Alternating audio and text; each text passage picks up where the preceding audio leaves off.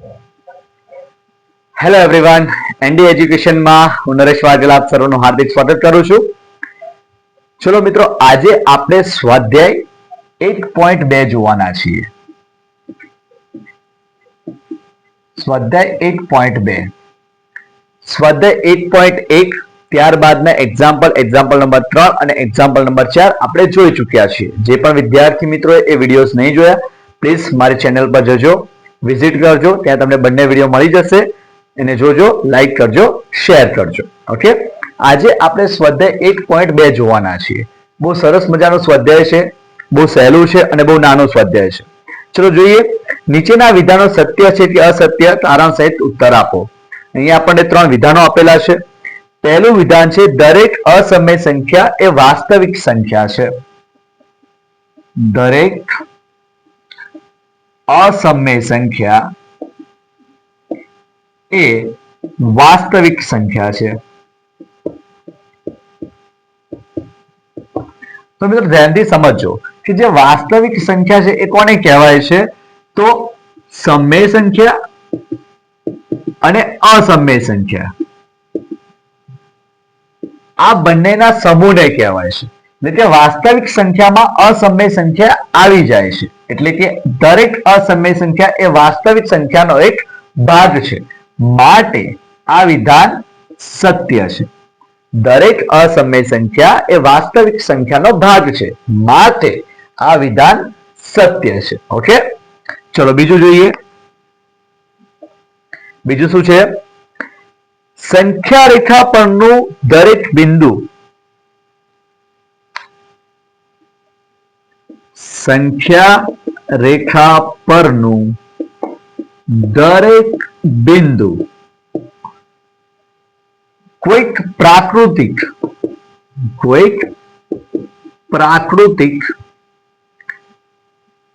સંખ્યા m માટે વર્ગમૂળમાં m સ્વરૂપનું હોય છે. શું છે વિધાન? ફરી એકવાર વાંચીએ. સંખ્યા રેખા પરનું દરેક બિંદુ, એટલે કે આ સંખ્યા રેખા છે, આ સંખ્યા રેખા પર જેટલા બી બિંદુઓ છે, આ દરેક બિંદુઓ કોઈ પ્રાકૃતિક સંખ્યા, એટલે પ્રાકૃતિક સંખ્યા કઈ છે? તો 1, 2, 3, 4. આ પ્રાકૃતિક સંખ્યા માટે વર્ગમૂળમાં m, એટલે કે આ દરેક સંખ્યા આપણે વર્ગમૂળમાં લખીએ છીએ એ પ્રકારનું, એ સ્વરૂપનું હોય છે. પણ મિત્રો અહીંયા ધ્યાનથી આપણે એ સમજવાનું છે કે આ વસ્તુ માત્ર પ્રાકૃતિક સંખ્યા માટે નથી. ઓકે, આપણે પ્રાકૃતિક સંખ્યાની વિરુદ્ધની સંખ્યાઓને પણ આપણે સંખ્યા રેખા ઉપર દર્શાવીએ છીએ. આગે ના?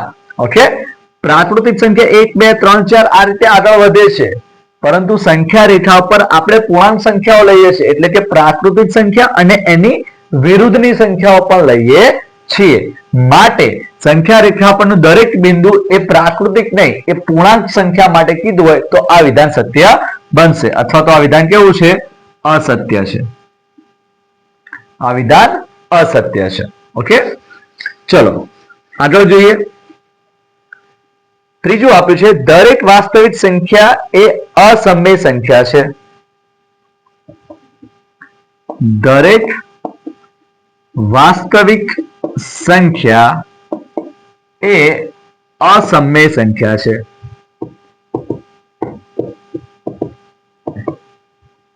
મેં અહીંયા પહેલા જ સમજાવ્યું કે વાસ્તવિક સંખ્યામાં અસમય સંખ્યા તો આવે છે, પણ સમય સંખ્યા પણ છે. સમય સંખ્યા વત્તા અસમય સંખ્યા, આ બંનેના સમૂહને વાસ્તવિક સંખ્યા કહે છે. અહીંયા શું કીધું? દરેક વાસ્તવિક સંખ્યા એ અસમય છે. તો દરેક વાસ્તવિક સંખ્યા અસમય નથી. ઓકે, કારણ કે વાસ્તવિક સંખ્યામાં સમય સંખ્યા પણ આવે છે. તો આ વિધાન પણ અસત્ય છે. આ વિધાન પણ અસત્ય છે. ઓકે, તો આઈ હોપ ત્રણ જે સત્ય અસત્યના પ્રશ્નો છે એ તમને સમજાઈ ગયા હશે. ઓકે, પહેલામાં સત્ય, બીજામાં અસત્ય, ત્રીજામાં પણ અસત્ય. ચલો પ્રશ્ન નંબર 2 પર જઈએ.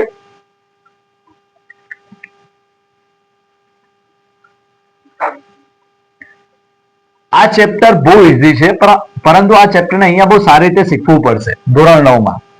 કારણ કે જ્યારે તમે ધોરણ 10 માં આવશો ત્યારે આ પહેલું જ ચેપ્ટર છે, વાસ્તવિક સંખ્યા. ઓકે, અને ત્યાં આના સરસ મજાના દાખલાઓ સમ્સ આપેલા છે. તો તમે 9માં સારી રીતે ભણ્યા હશો તો 10માં તમને એટલું સહેલું લાગશે. શું દરેક ધન પૂર્ણાંકનું વર્ગમૂળ અસમય હોય છે? શું દરેક ધન પૂર્ણાંક નું વર્ગમૂળ અસમય હોય છે? શું દરેક ધન પૂર્ણાંક નું વર્ગમૂળ અસમય હોય છે? જો ના, ઓલરેડી અંદર કહી દીધું છે, જો ના તો એવી સંખ્યાનું ઉદાહરણ આપો જેનું વર્ગમૂળ સમય સંખ્યા થાય. મિત્રો, દરેક જે ધન પૂર્ણાંકો છે એ ધન પૂર્ણાંકનું વર્ગમૂળ આપણે કાઢીએ તો આપણને અસમય સંખ્યા જ મળે એવું જરૂરી નથી. ઉદાહરણ આપણને કીધા હોય તો આપણે ઉદાહરણ વર્ગમૂળમાં 4 લઈએ. ઓકે, હવે આ વર્ગમૂળમાં જે આ 4 છે એનું આપણે વર્ગમૂળ કાઢીશું. ઓકે, તો જવાબ આપણને 2 મળશે. બીજું છે વર્ગમૂળમાં 9, આનો આપણે વર્ગમૂળ કાઢીશું તો આપણે જવાબ મળશે 3. બરોબર છે, એટલે કે આ અસમય છે તો આ સમય છે, આ અસમય છે તો આ સમય છે. સમજાય છે? તો આ રીતે દરેક પૂર્ણાંક સંખ્યા જે છે, જે દરેક ધન પૂર્ણાંક સંખ્યા છે એ અસમય નથી. એમાં સમય સંખ્યા પણ આવશે અને અસમય સંખ્યા પણ આવશે. ઓકે, તો આ થઈ ગયો આપણો પ્રશ્ન નંબર 2. ચલો પ્રશ્ન નંબર 3.